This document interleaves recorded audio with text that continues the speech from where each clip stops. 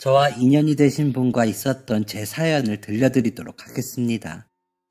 저는 보통의 집에서 보통의 아이로 태어났습니다. 특별할 것도 모자랄 것도 없는 환경에서 부모님의 사랑을 받고 자란 외동 아들이었습니다. 부모님은 두 분 다 일반 직장인이셨습니다.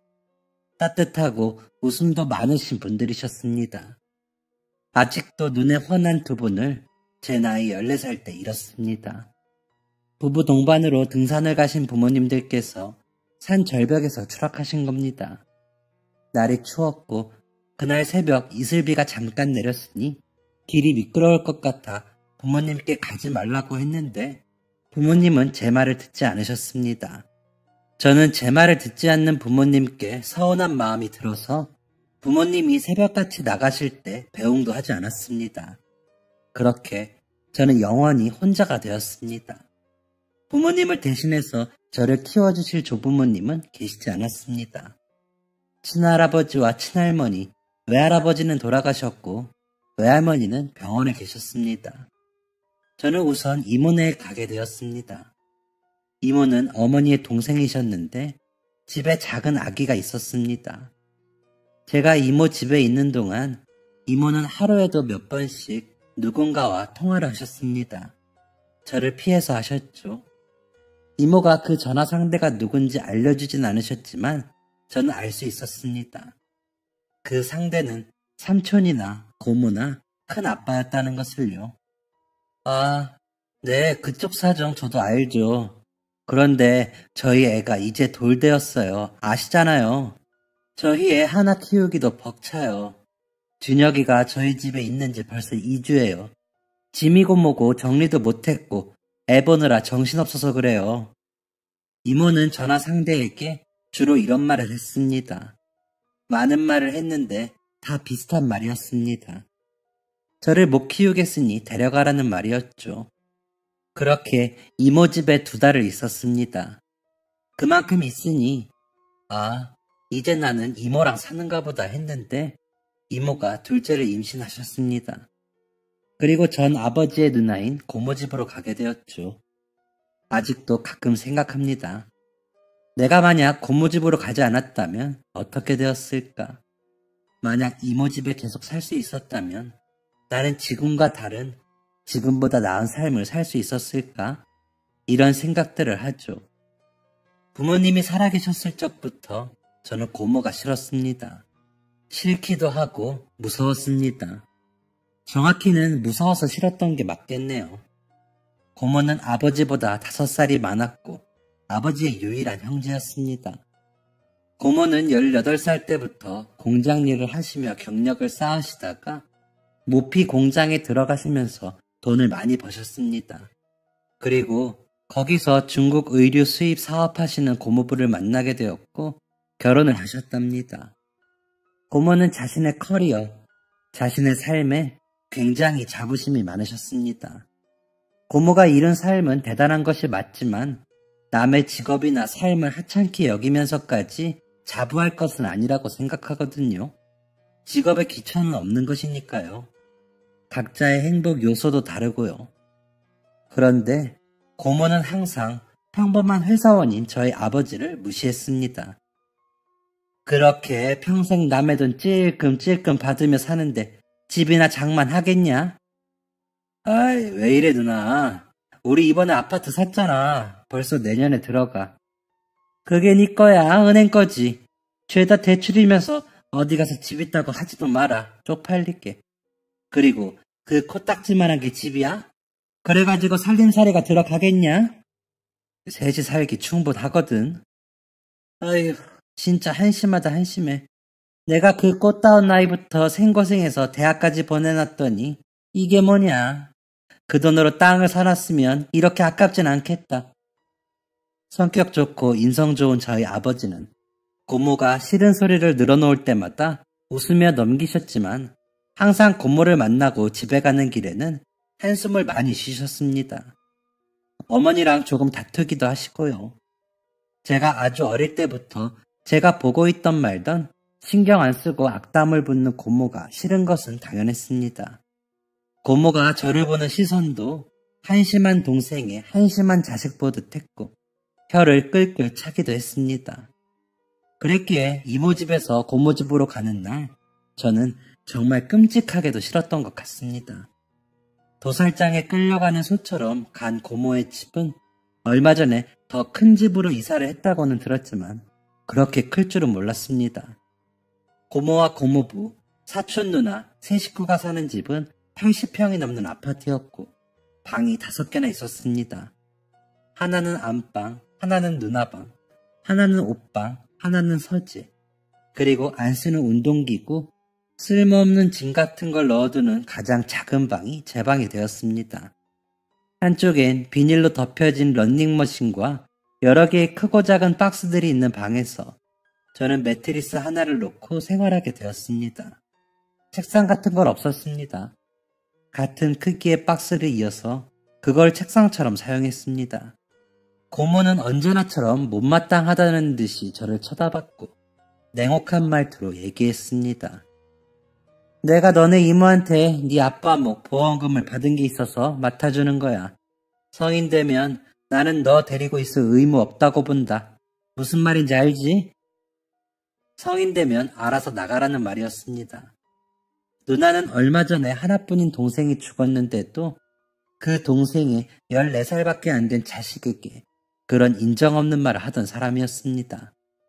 고모부도 고모와 별반 다를 게 없는 사람이었는데 중국으로 출장도 자주 나가고 바빠서 저랑 마주칠 일이 별로 없었습니다. 오히려 다행이었을지도 모르죠. 그런 고모와 고모부를 쏙 빼닮은 사촌 누나는 제가 14살 때 20살이었는데 그 누나도 성격이 지독했습니다. 저를 자기 집에 침입한 벌레 정도로 여기는 듯 했거든요. 종종 제 머리통을 치거나 휴지 같은 물건을 던지기도 했습니다. 한 번은 자려고 불을 끄고 누웠는데 갑자기 사촌 누나가 방문을 벌컥 열고는 발로 제 다리를 퍽 밟는 겁니다. 아우 씨, 야, 너 화장실에서 뭐 했어? 목욕했는데. 너 목욕하면 거울 다 닦아놓으랬지. 습기 때문에 안 보이잖아. 너 환풍기는 틀고 씻는 거 맞아? 어차피 들어온 게 뭘 씻겠다고 맨날 그렇게 씻어대. 아우 짜증나. 미안. 그리고 너 누가 반말하래. 너네 부모는 어른한테 존댓말 하라고 안 가르치디? 아, 부모가 없어서 모르나? 고모보다 사촌 누나가 더 싫었습니다. 못된 부모 밑에서 부유하게 자란 사촌 누나는 남한테 피해를 주는 것도 쉽게 여기던 사람이었으니까요. 밥 먹을 때 당연히 겸상 못했습니다. 셋이 식탁에서 밥을 먹으면 저는 작은 상 펴서 거실에서 먹거나 방에서 먹었습니다. 옷을 안 사주니까 교복 말고 사복은 몇 개 없었습니다. 심지어는 중학교 3학년 때 수학여행을 가는데 옷이 없어서 3일 내내 같은 옷을 입었습니다. 이런 대우를 받고 자라니 제가 어떤 생각을 하고 어떤 아이로 자랐겠나요? 네, 맞습니다. 학창시절에 저는 우울증이 정말 심한 아이로 자랐습니다. 매사에 수동적인 건 당연하고 자신감도 없고 타인과 어울리는 방법도 모르고 머릿속이 불행으로 가득한 아이였습니다.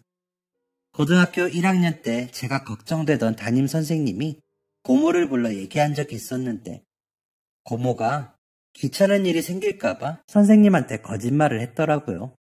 고모랑 고모부랑 사촌 누나가 저한테 애정도 많이 주고 정말 자식처럼 대하고 있는데 제가 도통 마음을 열지 않는다고요. 부모님을 잃은 것에 대한 충격이 너무 커서 집에서는 말도 잘 안 하고 아직 슬픔에 잠겨 있는 것 같다고 했답니다.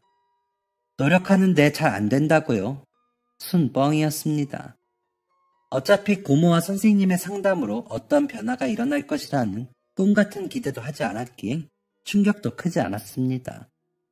하지만 저희 부모님을 그렇게 이용한 것에 대한 괘씸한 마음은 가득했죠. 그렇다고 뭘 할 수 있진 않았지만요. 저는 고모 집에 있는 동안 숨죽이고 살았습니다. 이 집에서 나가는 날, 그러니까 성인이 되는 날만 기다리며 이 지옥 같은 삶에서 탈출할 수 있기를 꿈꿨습니다. 느리게 흐르는 학창시절 동안 우울감에 빠져있던 저는 말 그대로 쓸모없는 인간이었습니다. 공부를 하지도 않았고 친구들과 어울리지도 않았고 다른 특기를 하지도 않았습니다. 미래에 대한 어떤 꿈도 꾸지 않았습니다. 내가 어떤 어른이 될지, 어떤 직업을 가진 사람이 되고 싶은지 꿈을 꾼 적이 없었습니다. 그에 대한 당연한 결과였겠지만 저는 대학교 진학도 하지 않았습니다. 어차피 그럴 만한 성적이 되지도 않았고 대학교에 대한 로망도 없었습니다. 학원도 과외도 아는 선배도 없었던 제게 대학이라는 건 사촌 누나 같은 사람이 다니는 곳이었으니까요. 맨날 술에 취해 아침에 집에 들어와 은은하게 술 냄새와 담배 냄새를 풍기며 고모가 끓여주는 북엇국을 먹는 누나의 모습이 썩 좋아 보이진 않았습니다. 그냥 빨리 졸업해서 이 집을 떠나 아무 곳에서나 일을 해서 스스로 내 삶을 꾸리는 것만이 제 바람이었습니다. 학생 때는 그럼 모든 게 편안해질 거라 생각했고 그렇게 스스로의 삶을 꾸리는 것이 쉬운 줄만 알았던 거죠. 모든 것이 지금과 다르게 술술 풀릴 거라는 큰 착각을 한 것이었습니다. 고등학교 졸업식 날 당연하게도 제게 꽃다발을 주는 사람은 없었습니다. 꽃다발을 주는 사람도 축하한다고 해주는 사람도 사진을 찍어주는 사람도 없었습니다. 그 누구도 오지 않았죠. 그래서 저 졸업식 날 찍은 사진이 한 장도 없습니다. 그냥 아무나 붙잡고 한 장 찍자고 할 걸 조금 후회가 되네요. 졸업식 같지 않은 졸업을 마치고 집에 오니 고모가 절 기다리고 있었습니다. 제가 신발을 벗기도 전에 제게 봉투 하나를 내밀더군요. 내가 그때 한 말 잊지 않았지? 이건 네가 하도 딱해서 어디 가서 뭔 일이라도 당하면 나만 골치 아파지잖아. 이거 가지고 하루빨리 짐 챙겨 나가라. 배웅해줄 거란 기대는 하지 말고. 봉투 안에는 100만 원이 들어있었습니다. 오히려 잘 되었다 싶었습니다. 땡전 한 푼 안 주고 쫓아내면 어쩌나 했었거든요. 저는 그날 제 짐을 모조리 싸두었습니다. 지낼 거처만 마련이 되면 언제든지 나갈 채비를 맞춰둔 거였죠. 다음 날부터 부동산을 기웃거리는데 100만 원으로 무슨 집을 구합니까? 모텔방도 하루 묵으려면 3만 원은 줘야 하는데 100만 원으로 집이라뇨. 얼토당도 안 되는 소리였죠. 부동산 아저씨, 아줌마들이 놀라더랍니다. 학생, 100만 원으로는 절대 집 못 구해. 달마다 월세 내면서 사는 것도요? 월세도 보증금이 있어야지. 아, 보증금. 에휴, 왜 혼자 집을 구하러 다녀? 가출하는 거 아니지? 그건 아니고, 저 성인이에요. 저 혼자 나와 살아야 하는 거면 고시원이라도 알아봐. 그런 데는 보증금 없이도 들어가니까. 고시원이요? 길거리를 오가며 고시원, 고시텔이라는 간판을 본 적이 있었지만 정확하게는 뭐 하는 곳인지는 몰랐습니다. 그런 곳은 부동산에서 소개해주는 게 아니라 직접 가서 방 있냐고 물어보면 보여준다고 하더라고요. 목적지를 정해두지 않고 지하철을 타서 아무 곳에나 내렸습니다. 혹시나 고모집 근처에 방을 구했다가 마주치기라도 하면 기분이 썩 좋지 않을 것 같았거든요. 역 근처를 돌면서 보는데 고시원이 많더라고요.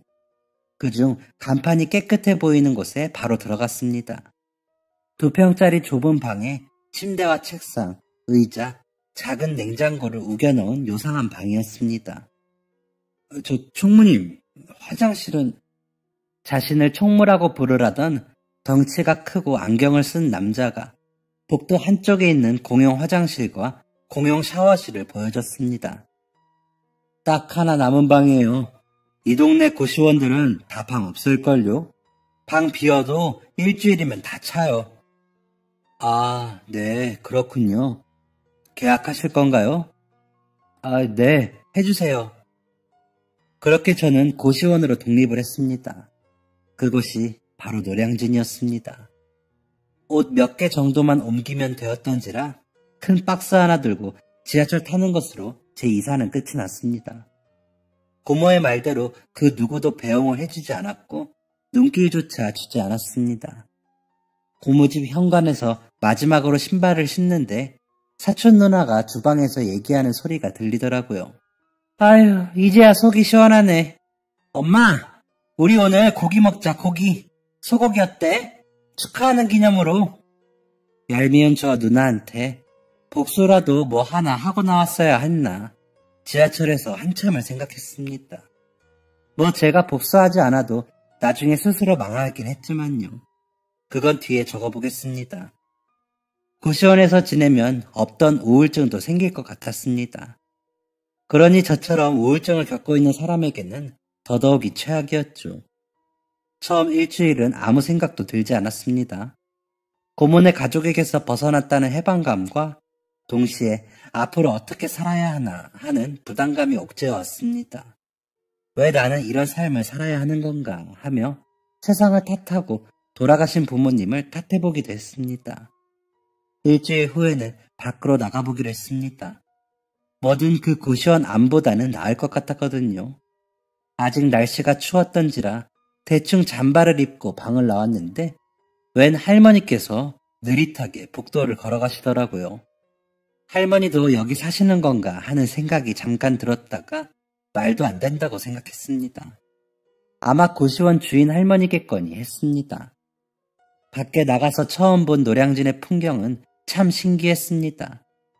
다들 커다란 가방을 하나씩 메고 손에도 책을 들고 다니며 걸어다니면서도 보는 사람들이 가득했습니다.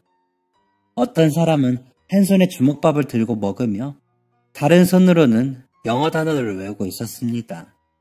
그제서야 여기가 학교에서 가끔 선생님한테 듣던 노량진이구나 알 수 있었습니다.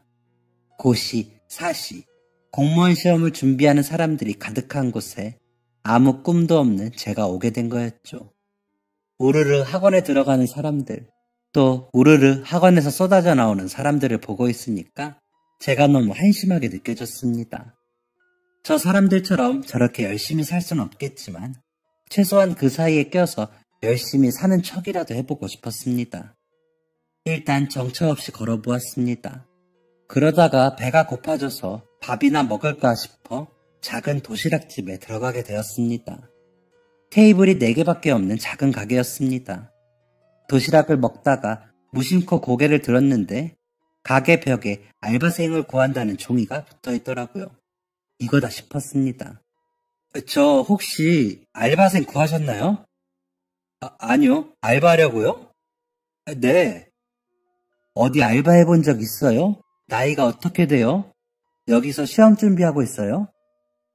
아니요. 알바 안 해봤고 20살이고 시험 준비 안 하고 그냥 있어요.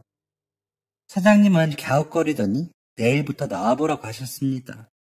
나중에 사장님이 말해주신 건데 제가 참 특이했답니다. 보통은 거기서 시험 준비하는 사람들이 알바를 한다고 하더라고요. 그 사람들도 생활비 벌어야 하니까요. 아니면 아주머니들이나 대학교 휴학생들이 온다던데 저는 20살짜리가 자신감도 하나 없고 의욕도 없어 보였대요. 그런데 왜 저를 뽑았냐고 여쭤보니 사장님께서 자기 아니면 아무도 저를 써주지 않을 것 같아서 뽑았답니다. 저희 사장님도 저 못지않게 특이하시죠? 아무튼 일자리가 생긴 저는 뭔가 모르게 설레었습니다. 이렇게 일이 잘 풀리다니 시작이 좋구나 생각했었죠. 제가 알바하는 시간은 아침 7시부터 오후 2시까지였습니다. 출근해서 사장님이랑 사모님이랑 도시락 재료 준비해두고 손님 오면 주문받고 도시락 포장해서 나가는 일이었습니다. 엄청 간단하다고 생각했습니다. 그리고 제가 처음 도시락을 먹으러 갔을 때 손님이 거의 없었거든요. 이렇게 한가하다면 문제 없겠다 싶었죠. 제가 도시락을 먹으러 갔을 때가 점심시간이 한참 지난 오후 4시였다는 건 생각도 안 하고요. 가게는 정말 미친 듯이 바빴습니다. 그 좁은 가게가 사람으로 가득 차더라고요. 정말 여기에 연예인이라도 왔나 싶을 정도로 발 디딜 틈도 없이 사람이 차더랍니다. 그게 오전 8시부터 오후 1시 반쯤까지 계속 그랬습니다. 한 10시 반쯤 잠깐 숨 돌리고 있으면 또 미친 듯이 사람들이 들어왔습니다. 이렇게 한가하고 작은 가게에서 시급도 꽤 많이 주며 알바생을 왜 구하나 싶었는데 다 이유가 있었더라고요. 인생 첫 알바가 노량진 도시락집이라니 저는 크나큰 충격을 받았습니다. 돈 버는 게 이렇게 어려운 거라는 걸 처음 알게 된 것이었죠. 오후에 일 끝내고 터덜터덜 고시원으로 들어가는데 얼마 전에 봤던 할머니가 고시원 안으로 들어가고 계셨습니다. 고시원 주인 할머니면 인사라도 드려야 하는 거 아닌가 싶어서 먼저 인사를 건넸습니다. 안녕하세요. 저 3층에 새로 들어왔습니다. 안녕하세요. 총각 반가워요. 네. 짐 들어드릴까요? 아니에요. 안 무거워요. 고마워요. 아니에요. 들어드릴게요. 할머니께 받아든 짐은 쟁반이 보자기로 쌓여져 있었는데 보자기 틈으로 반찬이랑 김밥들이 보였습니다. 와, 할머니께서 싸신 거예요? 사장님? 아니, 어르신? 네? 사장님이라니요? 네? 여기 고시원 주인 사장님 아니신가요? 할머니는 어리둥절한 표정을 지으셨습니다. 어느새 3층 복도에 도착했는데 할머니께서 제 옆방 앞에 서시더라고요. 그리고 삥긋 웃으며 말하셨습니다. 저는 여기 살아요. 짐 들어줘서 고마워요, 총각. 할머니는 다시 짐을 챙기시고 방으로 들어가셨습니다. 고시원에 할머니가 사신다고? 전에 부동산에서 듣기로도 그렇고 총무님한테 듣기로도 그렇고 고시원에는 대부분 젊은 사람들이 산다고 했습니다. 특히 이 동네는 99%가 시험 공부하는 사람들이라고 했었죠. 그런데 이런 곳에 할머니가 사신다니 이상했습니다. 할머니의 행색이 초라해 보이지도 않았기에 더욱 이상하다는 생각이 들었죠. 그날 밤 피곤한 몸으로 침대에 누워서 잠에 들렸는데 어디선가 누가 흐느끼는 소리가 들렸습니다. 원래 고모집에 살 때에도 가위에 가끔 눌린 적이 있어서 가위인 줄 알았습니다. 알바 때문에 많이 피곤했으니까요. 그게 가위 눌린 게 아니라는 것은 며칠이 지난 뒤에 알게 되었습니다. 그로부터 며칠 뒤 아침, 하마터면 알바에 늦을 뻔했습니다. 전날 너무 힘이 들었던 탓인지 알람도 안 맞추고 잠이 들었거든요. 제가 일어날 수 있었던 건 다름 아닌 옆방에 사시는 할머니 덕이었습니다. 자고 있는데 갑자기 복도에서 우당탕탕탕 소리가 들렸습니다. 깜짝 놀라서 방문을 벌컥 열어보니 옆방 할머니께서 바닥에 뭔가를 떨어뜨리셨더라고요. 그건 다름 아닌 반찬통들이었습니다. 다행히 뚜껑으로 단단히 닫혀 있어서 쏟지는 않았지만 스테인레스로 된 통 여러 개가 복도를 굴러다녔습니다. 아유, 학생, 미안해요. 나 때문에 깼죠? 이걸 어째. 얼른 치워줄게요. 들어가 자요. 미안해요. 아니에요. 제가 도와드릴게요. 비몽사몽하며 할머니의 반찬통들을 주워드렸습니다. 할머니는 계속 고맙다고 하시며 반찬통을 하나로 안고 방으로 들어가셨습니다. 잠결에 든 반찬통들은 따뜻했습니다. 설마 그 아침에 여기서 이 반찬들을 만드신 건가 생각하며 알바에 갔습니다. 그날은 알바 시간이 다 되었는데도 손님이 많아서 사장님 부탁으로 2시간 정도 일을 더 했었습니다. 퇴근하고 고시원으로 가고 있는데 익숙한 뒷모습이 보였습니다. 옆방 할머니시더라고요. 할머니, 아니, 방에 들어가시는 거예요? 옆방 총각. 네, 맞아요. 손에 드신 건 뭐예요? 한보따리네요. 제가 좀 들어드릴게요. 아이고, 괜찮은데 매번. 와, 달걀도 있고 나물도 있네요. 이걸로 반찬 만드시는 거예요? 푼돈이라도 벌어야 하니까. 그러시구나. 할머니, 실례가 안 된다면 왜 고시원에서 사는지 여쭤봐도 될까요? 응? 아니, 제 말은 그러니까 어쩌다가, 그러니까 궁금해서 막상 말을 꺼내긴 했는데 뭐라고 여쭤봐야 할지 모르겠더라고요. 어쩌다가 이런 열악한 환경에서 사시게 되셨는지, 집과 자식은 없으신 건지 궁금했지만 경우가 아닌 것 같아 더듬대고만 있었습니다. 할머니는 제가 무슨 말을 하려는지 아시는 것처럼 인자하게 웃으시며 저희의 방이 있는 고시원을 올려다 보셨습니다. 이런 곳에서 사는 건 다 그만한 이유가 있어서 그렇죠. 안 그래요, 총각? 뭐라 더 여쭤볼 수가 없었습니다. 인자한 웃음 뒤에 무언가의 선이 있는 것 같았습니다. 실례가 될 것 같아서 그냥 입 꼭 닫고 할머니 뒤를 쫓았습니다. 3층에 도착해서 할머니께 인사하고 방에 들어가려는데 할머니께서 잠깐 기다려보라며 저를 세우셨습니다. 그리곤 할머니 방 작은 냉장고에서 작은 반찬통 몇 개를 꺼내시더니 제게 주셨습니다. 이거 오늘 아침에 만든 반찬들인데 저녁 먹을 때 좀 먹어요. 맛이 있을지 모르겠네. 우와, 감사합니다. 할머니가 주신 반찬은 간장에 담근 달걀장, 꽈리고추와 멸치볶음, 진미채였습니다. 햇반 하나 전자레인지에 돌려서 좁은 방에서 상을 차리는데 갑자기 눈물이 나더라고요. 이런 반찬을 먹어본 게 언제였더라? 부모님 돌아가신 후에 이모 집에선 나름 잘 먹었던 것 같은데 고모 집에서는 아침은 거의 못 먹거나 토스트기에 식빵 하나 돌려서 입에 물고 등교를 했었고 점심엔 급식, 저녁엔 도둑놈처럼 냉장고에서 반찬을 꺼내 먹었습니다. 성격이 고약한 고모는 요리도 못합니다. 사촌 누나랑 고모부도 맨날 맛없다고 배달 음식을 자주 시켜 먹었습니다. 그래서 이렇게 정성스럽고 맛있는 반찬은 정말 오랜만이었습니다. 막막하기만 한 제 인생이 불쌍하고 반찬을 챙겨주신 할머니께 감사해서 그날 울면서 밥을 먹었습니다. 눈물이 멈추지 않아서 계속 울고 있는데 어디선가 흐느끼는 소리가 들리더라고요. 처음엔 나한테 나는 소린가 했다가 여자 목소리인 것 같아서 귀신인가 싶어 화들짝 놀라 방을 둘러보았습니다. 이런 좁은 방은 귀신도 싫어할 것입니다.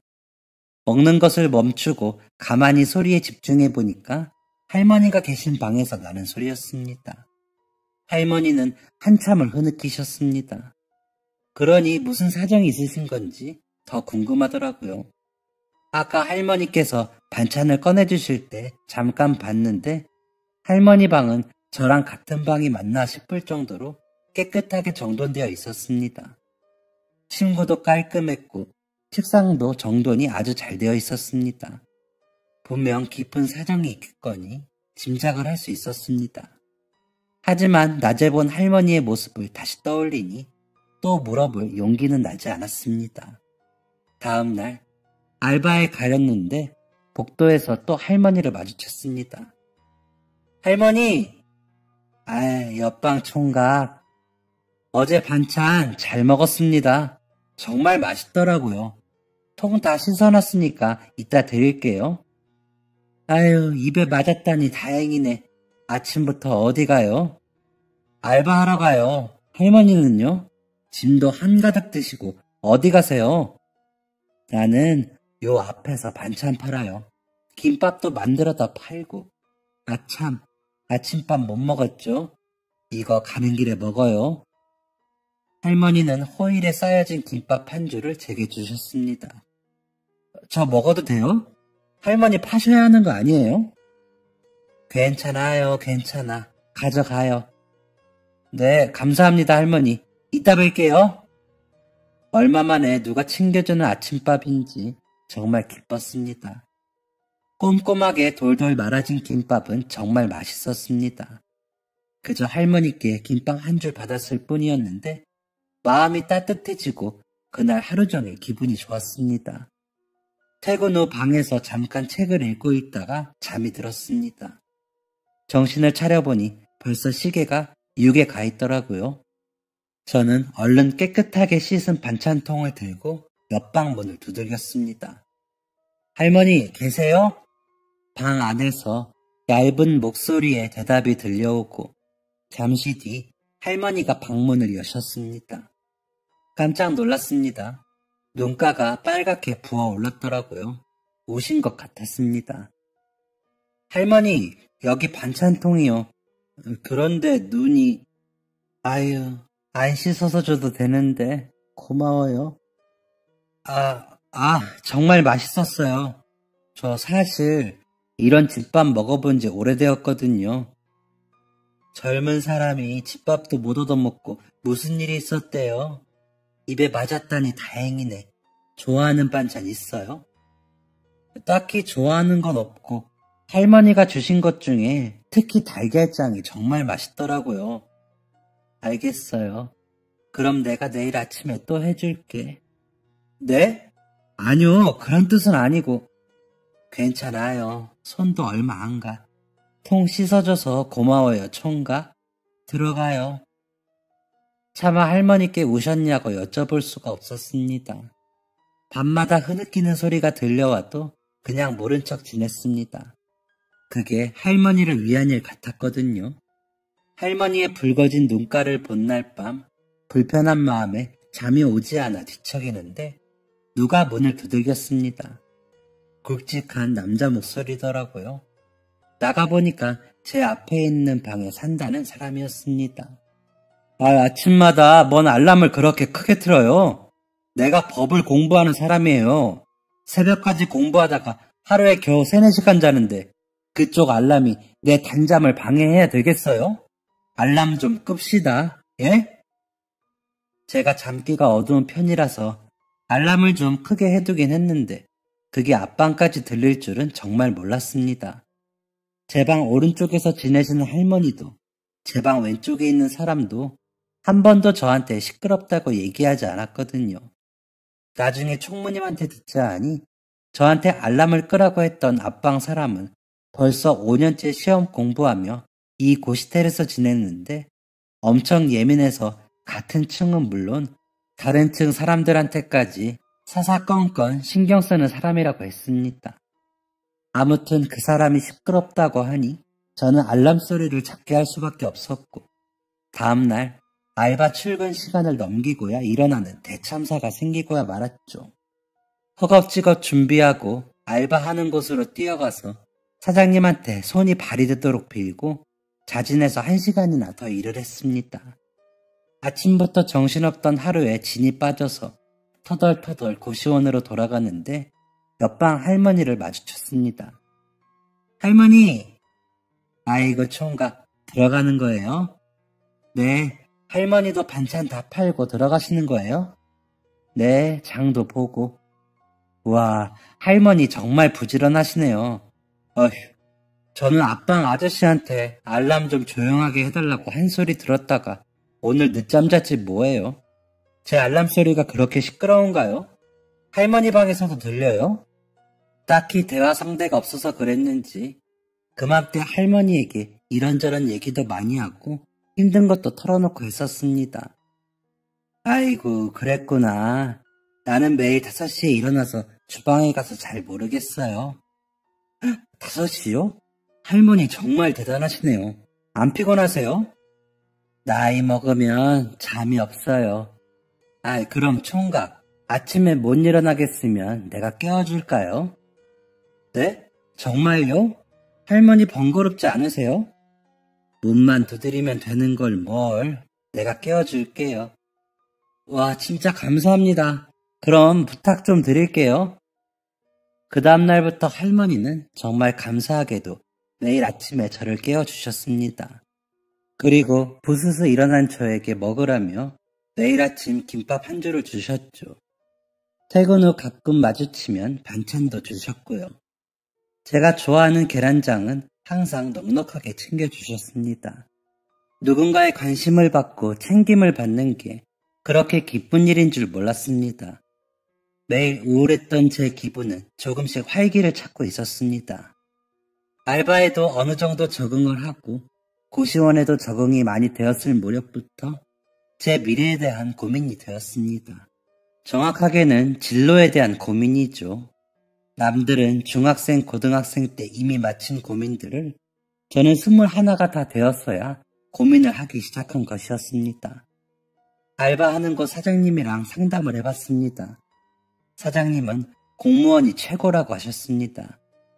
나라에서 나오는 월급 따박따박 받으며 대출도 잘 나오고 노후 걱정 없는 공무원이 최고라며 사장님이 10년만 젊었어도 공무원 시험 봤을 거라고 하시더라고요. 그때부터 제 꿈은 공무원이었습니다. 특별한 계기는 없었습니다. 그저 저처럼 가족도 집도 아무것도 없는 사람이 공무원처럼 소속감 있고 안정된 직업을 가지면 참 좋겠다는 생각이 들었습니다. 그 전에 먼저 군대를 마쳐야 했습니다. 제가 13살 이후에 부모님을 잃어서 군면제는 되지 않았습니다. 이모와 고모가 계시기도 하고요. 공익근무요원 판정을 받았습니다. 그래서 하던 알바 그만두고 공익근무부터 마쳤습니다. 고시원 세는 그동안 알바하면서 모아두었던 돈으로 해결했고요. 제가 돈을 따로 쓸 데가 없어서 그랬는지 알바한 돈을 꽤 많이 모았더라고요. 공익근무하는 동안 세를 내기에 충분했습니다. 그때도 할머니께서 매일 아침 깨워주셨습니다. 나라 지키러 고생하러 가는데 밥 굶으면 안 된다고 반찬도 엄청 챙겨주셨습니다. 할머니 매번 감사합니다. 제가 어떻게 보답을 해드려야 할지. 아유, 보답은 무슨. 됐어요, 총각. 가져다 팔 거 조금만 더 해서 주는 건데 뭐. 저 곧 공익근무 마치니까 다 마치면 공부도 해보려고 해요. 공무원 공부 한번 해보려고요. 잘 될지 안 될지는 모르겠지만요. 잘할 수 있지. 왜 안 돼요. 세상에 안 되는 게 어딨어. 총각이 총각 자신을 믿어야 해요. 그래야지 다 되는 거야. 이 늙은 나도 꿈이 있는데 총각은 더 많은 꿈을 꿀 수 있잖아요. 할머니 꿈은 뭔데요? 내 손주들 보는 거. 손주분들 왜 못 보시는 건데요? 할머니는 한참 동안 말이 없으셨습니다. 그러더니 옷소매로 눈을 꾹꾹 누르시고는 어색하게 미소를 지으셨습니다. 아이고, 내 정신 좀 봐. 바쁜 사람 붙잡아두고 참. 오늘도 고생해요, 총각. 나도 나가볼게요. 네, 할머니. 감사합니다. 저는 공익근무를 다 마치고 예전에 알바하던 곳에서 다시 알바를 시작했습니다. 감사하게도 사장님이 저를 기억해 주시고 마침 주말에 알바 자리가 있다고 하시더라고요. 주말엔 알바를 했고 평일엔 학원을 다녔습니다. 그런데 학원 다니는 비용이 비싸서 한 달은 학원 다니고 다음 한 달은 오토바이 배달 알바하면서 인터넷 강의 듣고 또 한 달 학원 다니고 또 한 달은 인터넷 강의 듣고 했습니다. 할머니, 저 이제 할머니 일어나실 때 깨워주세요. 제가 공익 마치고 학원 다니는 동안에도 시험 합격을 못한 앞방 사람 때문에 여전히 알람을 틀 수 없었고 할머니의 도움을 계속 받았습니다. 그러다가 어디 책에서 보기를 일찍 일어나는 사람이 성공한다길래 저도 할머니처럼 5시에 기상을 하기로 마음먹었습니다. 할머니는 흔쾌히 알겠다고 하셨고 5시에 저를 깨워주셨습니다. 할머니의 맛있는 김밥과 반찬을 먹으며 좋은 말씀도 자주 듣고 응원도 들었습니다. 알바하는 곳 사장님이랑 사모님도 손님들한테 들은 학원 정보나 시험 정보들을 제게 알려주셨고요. 그렇게 사랑받지 못했던 제가 사랑을 받으며 열심히 노력한 결과 약 2년 만에 저는 공무원 시험에 합격하게 되었습니다. 할머니, 저 합격했어요. 저 이제 공무원 되었다고요. 진짜 감사해요. 할머니, 다 할머니 덕분이에요. 아이고, 이게 무슨 일이야. 아이고, 축하해요. 거봐요, 총각. 내가 된다고 했잖아요. 할머니는 눈물까지 흘리시며 함께 기뻐해 주셨습니다. 저한테 큰 도움을 주신 할머니께 뭔가 해드리고 싶었습니다. 하지만 저도 같이 고시원 사는 처지에 돈도 없었던지라 대단하게 해드릴 수 있는 것은 없었습니다. 그래서 할머니 모시고 갈비집에 갔습니다. 비록 비싼 소갈비는 사드릴 수 없었지만 돼지갈비 배 터지게 먹었습니다. 할머니, 제가 나중에는 더 맛있는 거 많이 사드릴게요. 제가 이 은혜 절대 잊지 않을게요. 정말 정말 감사해요. 아유, 은혜는 무슨, 내가 한 게 뭐가 있다고.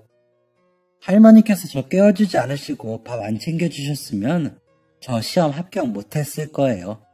아니, 시험 보지도 못했을걸요. 아마 공무원 되겠다는 생각도 안 했을지도 모르고요. 아니에요. 내가 더 고맙지. 말동무도 해주고 맨날 내 짐도 들어주고 외롭지 않게 해줘서 참 고마워요. 할머니께서는 이 고시원에 언제부터 오셨던 걸까? 얼마 동안이나 혼자 외로움을 느끼셨던 걸까? 아직 알지 못하는 게 많았지만 저는 할머니와 이별을 해야만 했습니다. 직장이 노량진이랑 많이 떨어진 곳이라서 거처를 새로 구해야 했거든요. 그 근처 고시원에 들어가야 하나 월세를 알아봐야 하나 고민하다가 그동안 알바하면서 모아두었던 돈에 대출 껴서 오피스텔 하나를 구하게 되었습니다. 근 몇 년간 제게 많은 도움을 주셨던 할머니를 두고 가자니 발걸음이 떨어지지 않았습니다. 할머니, 정말 이대로 여기서 사셔도 괜찮으시겠어요? 아유, 총각, 나는 걱정 말아요. 이 늙은 할미는 걱정 말고 총각 인생 열심히 살아.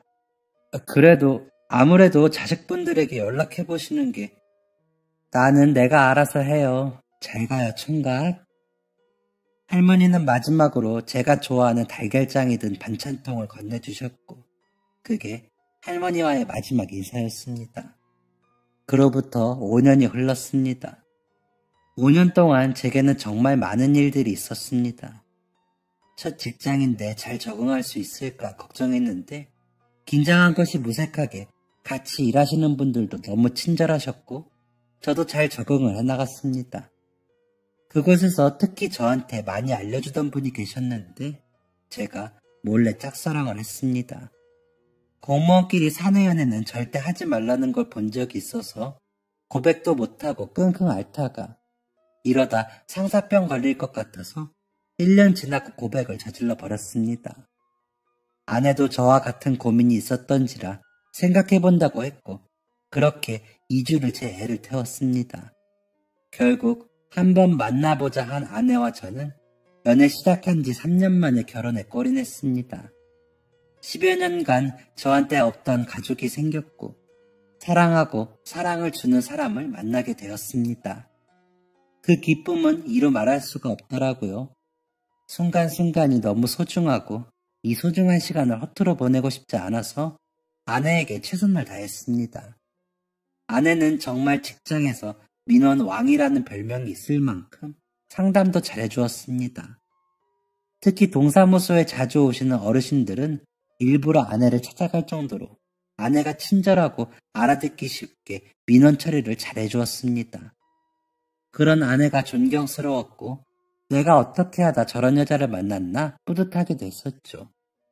동사무소에서 많은 어르신들을 뵐 때마다 문득 고시원에서 계신 할머니가 떠올랐습니다. 한번 뵈러 가야지 하면서도 저 사는 게 바쁘다는 이유로 등한시하고 있었거든요. 그러다가 아내랑 결혼하기 직전에 제 결혼 사실은 꼭 알려드리고 싶어서 한번 그 고시원을 찾아간 적이 있었습니다. 그런데 고시원이 더 이상 고시원이 아니더라고요. 제가 살 때에도 이미 많이 낡아있던 간판은 떼어져 있었고 내부는 공사 중이었습니다. 조금만 더 빨리 찾아올 걸 그랬나 후회가 되었습니다. 그럼 할머니는 어디로 가신 걸까 걱정도 되었습니다. 그렇게 할머니와의 인연이 영영 끊겼다고 생각했죠. 그런데 지난 봄이었습니다. 아내랑 전시회 구경을 가기로 했던 주말이었죠. 지하철을 타고 이동을 하는데 아내가 말하더라고요. 아이고, 어떡해. 아내가 쳐다보는 쪽을 보니까 지하철역 안에서 누군가 음식 같은 걸 팔고 있었고 영무원들이 동영상을 찍으며 현장을 잡고 있는 겁니다. 그 주변으론 사람들이 웅성대며 지나가고 음식을 팔던 사람은 허겁지겁 가방에 음식들을 담았습니다. 작고 하얀 스티로폼 그릇에 랩으로 쌓여진 반찬 같은 것들이었습니다. 물건을 팔던 사람이 계속해서 영문들한테 죄송합니다. 죄송합니다. 정리할게요. 안 올게요, 이제. 하시는데 목소리가 너무 익숙하더라고요. 지나가면서 사람들 틈으로 빼꼼 고개를 내밀었는데 너무나도 익숙한 목소리의 주인공은 바로 고시원 할머니였습니다. 할머니? 할머니는 저를 쳐다보시더니 눈이 동그래지셨습니다. 총각! 저희의 반가움은 우선 뒷전이었습니다. 영무원들이 무섭게 얼른 치우라고 말하고 있었고 저희는 얼른 자리를 정리하고 아내가 할머니를 대신해 과태료를 지불하고 자리를 옮겼습니다. 저희 셋은 역내에 있는 벤치에 자리를 했습니다. 할머니, 어떻게 지내신 거예요? 아휴, 많이 야이셨네. 식사는 하셨어요? 고시원 찾아가 봤는데 없어졌더라고요. 걱정 많이 했어요. 이 늙은이 뭐가 예쁘다고 거기까지 찾아갔어요. 무슨 말씀을 그렇게 하세요? 우리 할머니 엄청 고우시지. 동사무소 일하더니 넉살이 많이 늘었네요, 총각. 하하, 그런가요? 지내시는 곳은 있으시고요? 이 근처에요. 가요, 모셔다 드릴게요. 저와 아내는 할머니의 반찬을 들고 할머니가 계신다는 곳으로 향했습니다. 할머니가 안내한 곳은 다름 아닌 주택가 인근에 있는 작은 경로당이었습니다. 저와 아내가 머뭇거리는데 할머니가 괜찮다며 들어오라고 하시더라고요. 할머니, 지금 계시는 곳이 여기예요? 네, 여기서 잘 때도 있고 나가 잘 때도 있고 찜질방도 가고 그렇죠 뭐. 할머니, 실례인 건 알지만 대체 무슨 사정인지 말해주실 수 있으실까요? 저희가 도울 수 있는 게 있다면 최대한 도와드릴게요. 저와 아내는 그날 할머니의 과거에 대한 이야기를 들을 수 있었습니다. 할머니는 결혼 후 지금은 돌아가신 할아버지와 음식점 운영을 하셨답니다. 택시 기사들 맛집으로 소문이 났었던 가게는 장사가 아주 잘 되었다고 했습니다.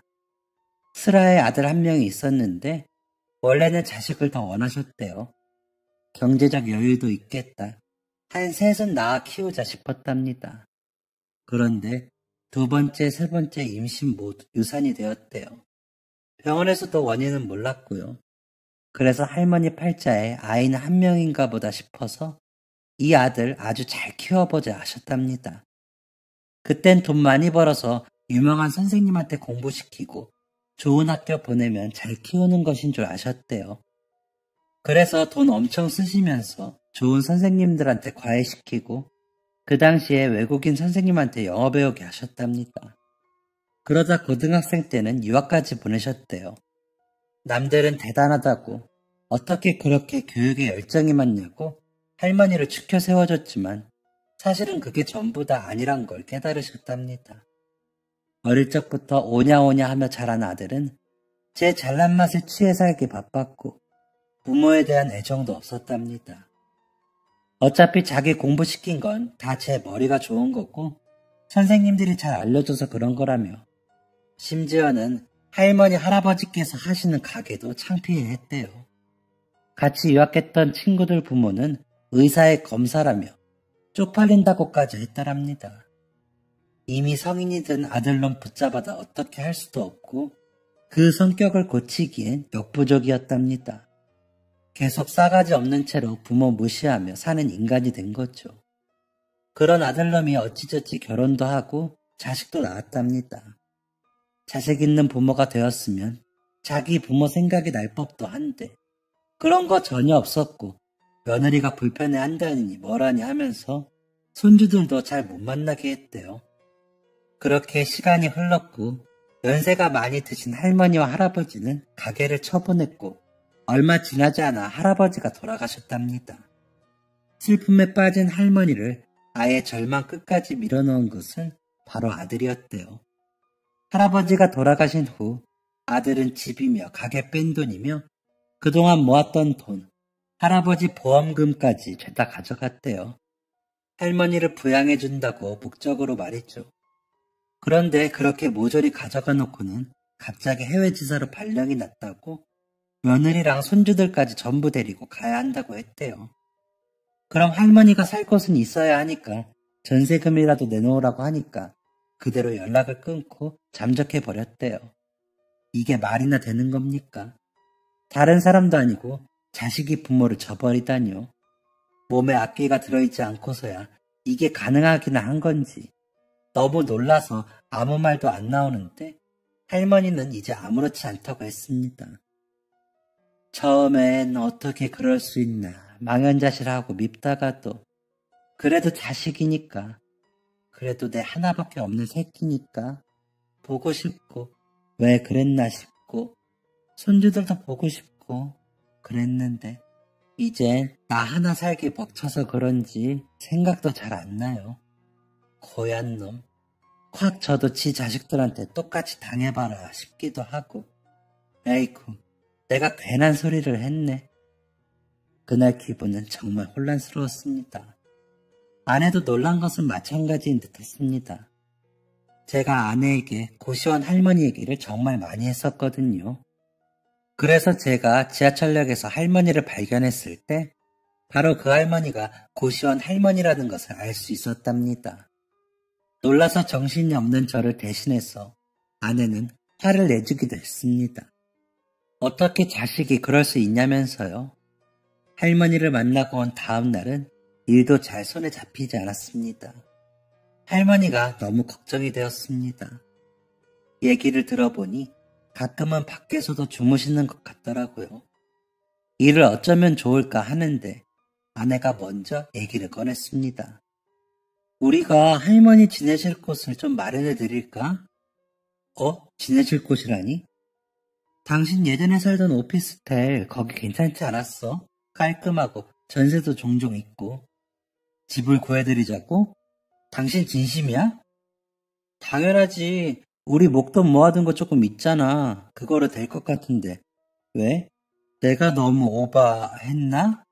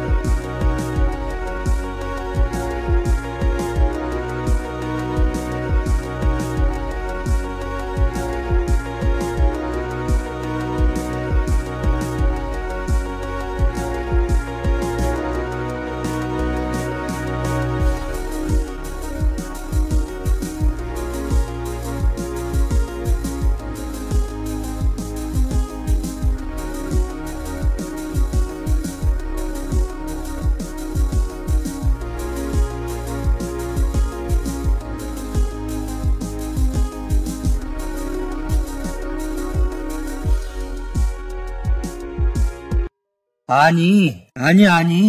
너무 고마워서 그러지. 정말 고마워, 여보. 뭐가 고마워. 어차피 우리 당장 그 돈 쓸 것도 없고, 은행 이자 크지도 않고, 당신한테 중요한 분인데, 이 정도는 당연하지. 저랑 아내는 그날 퇴근하고, 바로 할머니가 계시던 경로당에 갔습니다. 할머니께 저의 의견을 말씀드렸고, 할머니는 적잖이 놀라신 듯 했습니다. 아유, 총각이 왜 내 집을 구해줘요? 아니에요, 됐어요. 나 지금도 잘 살아요. 괜찮아. 제 마음이 불편해서 그래요. 제가 안 괜찮아요. 아니, 그래도 어떻게 전셋집을 구해줘요? 내가 뭐라고. 할머니, 저한테 정말 중요한 분이세요. 제가 이만큼 살 수 있게 많은 도움 주셨고요. 가족 없는 제게 가족처럼 대해주신 분이세요. 아유, 안 되는데. 이건 아닌 것 같은데. 할머니, 전세금 어디 안 가요. 나중에 제가 좀 그 돈 필요하게 되면 가져갈게요. 그럼 됐죠? 아유, 이걸 어째. 저랑 아내는 난감해하는 할머니 모시고 우선 저희 집으로 갔습니다. 할머니의 짐을 같이 챙겨드리는데 달랑 가방 2개가 전부였습니다. 무거운 가방만큼 마음이 무거웠지만 제가 그 마음을 조금이라도 가볍게 해드릴 수 있다는 것을 기뻤습니다. 저희는 다음 날부터 매물 찾다가 그 다음 주에 바로 계약하고 입주 청소까지 깨끗하게 한 뒤 할머니를 모셨습니다. 매트리스랑 이불, 당장 필요한 생필품 몇 개 채워놓으니 괜찮더라고요. 저희가 집 보여드리자 할머니는 눈물을 흘리셨습니다. 고마워요, 총각. 새댁도 고마워요. 내가 정말 고마워요. 내가 이걸 어떻게 갚아야 할지 모르겠는데 정말 고마워요.